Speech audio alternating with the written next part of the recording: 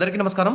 ప్రభుత్వ రంగ, ప్రైవేట్ రంగ ఉద్యోగులు, పెన్షనర్లు, కార్మికులు, ఈపీఎఫ్ఓ ప్రతి ఒక్క ఉద్యోగి పెన్షన్‌లకు సంబంధించిన అప్డేట్స్ అందించడానికి, తర్వాత వారి యొక్క సమస్యల పట్ల సపోర్టివ్‌గా మన ఛానెల్‌లో వీడియోస్ వస్తాయి. తప్పకుండా సబ్స్క్రైబ్ చేసుకోండి. వీడియోస్ మాత్రం లైక్ చేస్తూ ఉండండి.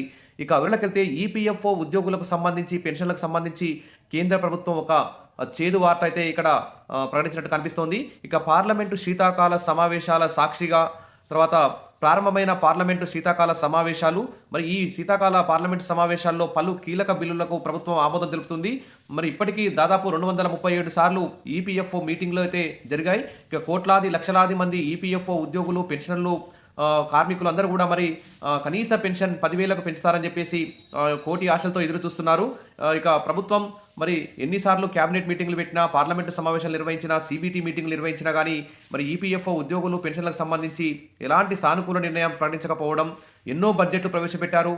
ప్రతి బడ్జెట్లో ఈపీఎఫ్ఓ ఉద్యోగులు, పెన్షనర్లు మాకు మా యొక్క సంక్షేమానికి కీలక నిర్ణయాలు వస్తాయని చెప్పి ఎదురు చూస్తున్న వారందరికీ కూడా మరి కేంద్ర ప్రభుత్వం ఒక బ్యాడ్ న్యూస్ అయితే చెప్తోంది. ఇక్కడ ఈపీఎస్ పింఛను పెంచమంటూ కేంద్రం ఇక్కడ కీలక ప్రకటన చేసినట్టు కనిపిస్తుంది. ఉద్యోగుల పింఛను నిధి పథకం ఈపీఎస్ ఆదాయం పెరుగుతున్నా లబ్ధిదారులు కనీస పెన్షన్ పెంపునకు నోచుకోక అవస్థలు పడుతున్నారు. కనీస పెన్షన్ మొత్తాన్ని 1000 నుంచి 7,500కు పెంచాలని ఈపీఎస్ 95 పథకానికి చెందిన వేలాది, లక్షలాది మంది పెన్షన్దారులైతే సుదీర్ఘకాలంగా డిమాండ్ చేస్తున్న విషయం తెలిసిందే. ఈ అంశాన్ని తాజాగా పార్లమెంటులోనూ ఓ సభ్యుడు లేవనెత్తారు. అయితే పెన్షన్ పెంచే ప్రతిపాదన ఏదీ లేదని కార్మిక శాఖ సహాయ మంత్రి శోభా కరంద్లాజే వెల్లడించారు. ఉద్యోగుల పెన్షన్ ఇక నిధికి మూలధనం అనేది వేతనాల్లో యజమాని 8.33% వాటాతో కేంద్ర ప్రభుత్వ సహకారంతో ఏర్పడుతుంది. ఆ లెక్కల నుంచి వచ్చిన ఆదాయంతోనే ఈ పథకం కింద అన్ని ప్రయోజనాలు అందిస్తున్నాం. ఏటా ఈ పెన్షన్ నిధిని అంచనా వేస్తుంటారు. అయితే ప్రస్తుతం ఆ మూల్యాంకనం ప్రకారం ఈ పెన్షన్ నిధి లోటులో ఉంది. దీనికి సరైన రిటర్నులు రానందున ప్రస్తుత నిబంధనల ప్రకారం కనీస పెన్షన్ చెల్లించేందుకు ప్రభుత్వం అదనపు నిధులు కల్పించాల్సి వస్తోంది అని మంత్రి వివరించారు. దీంతో ఇప్పట్లో ఈపీఎస్ కనీస పెన్షన్ పెంచే అవకాశాలు అయితే కనిపించట్లేదు.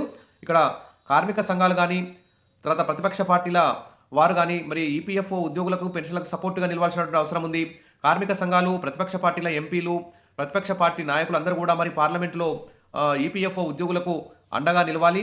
వారు ₹1000 కనీస పెన్షన్తో ఏ విధంగా జీవితం కొనసాగిస్తారో ఒకసారి అందరూ కూడా ప్రభుత్వం వారు, ప్రతిపక్షాల వారు, కార్మిక సంఘాలు అందరూ కూడా ఆలోచించాలి.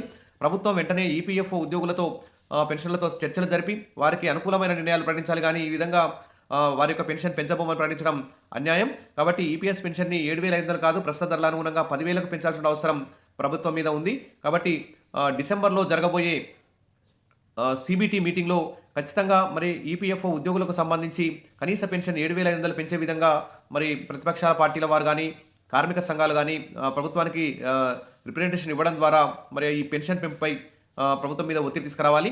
డిసెంబర్లో జరగబోయే సీబీటీ మీటింగ్లో ఖచ్చితంగా ఈ పెన్షన్ పెంచుతారని చెప్పేసి లక్షలాది కోట్ల మంది ఈపీఎఫ్ఓ ఉద్యోగులు అయితే ఎదురు చూస్తున్నారు. మరి ప్రధానమంత్రి నరేంద్ర మోడీ గారు, ఆర్థిక శాఖ మంత్రి నిర్మలా సీతారామన్ గారు, ఈపీఎఫ్ఓ ఉద్యోగులు, పెన్షనర్ల యొక్క కార్మిక శాఖ మంత్రి మన్సుఖ్ మాండవీయ కూడా దీని మీద చొరవ తీసుకొని మరి ఈపీఎఫ్ఓ ఉద్యోగులకు కనీస పెన్షన్ పెంచడంలో న్యాయం చేస్తారని చెప్పి అందరూ కూడా ఆశతో ఎదురు చూస్తున్నారు. ఇక ఈపీఎస్ పెన్షన్ పెంచం అంటూ ఇక్కడ మంత్రి ప్రకటించడం మాత్రం అన్యాయం. దీన్ని కార్మిక సంఘాలు, ఉద్యోగులు, పెన్షన్లు అందరూ కూడా ఖండిస్తున్నారు. కాబట్టి ప్రభుత్వం మరి పునరాలోచించుకొని డిసెంబర్లో జరగబోయే సీబీటీ మీటింగ్లో ఖచ్చితంగా కనీస పెన్షన్ 10,000కు పెంచే విధంగా ప్రభుత్వం చర్యలు తీసుకోవాలని చెప్పేసి ఎదురు చూస్తున్నారు. కార్మిక సంఘాలు, ప్రతిపక్ష పార్టీల వారు కూడా వీరికి మద్దతు ఇచ్చి మరి ప్రభుత్వం పై ఒత్తిడి తీసుకొచ్చి ఈపీఎఫ్ఓ ఉద్యోగులు, పెన్షన్లకు 10,000 పెన్షన్ సాధించడంలో న్యాయం చేస్తారని చెప్పి, సహాయం చేస్తారని చెప్పి అందరూ కూడా ఆశిస్తున్నారు. మరి రాబోయే బడ్జెట్లో కేంద్ర ప్రభుత్వం ఖచ్చితంగా ఈపీఎఫ్ఓ ఉద్యోగులకి 10,000 పెన్షన్ పెంచుతుందని చెప్పి ఆశిద్దాం. Wish all the best. మరిన్ని అప్డేట్స్ కోసం మన ఛానల్ని సబ్స్క్రైబ్ చేసుకోండి. వీడియోస్ అయితే లైక్ చేస్తూ ఉండండి. Thank you.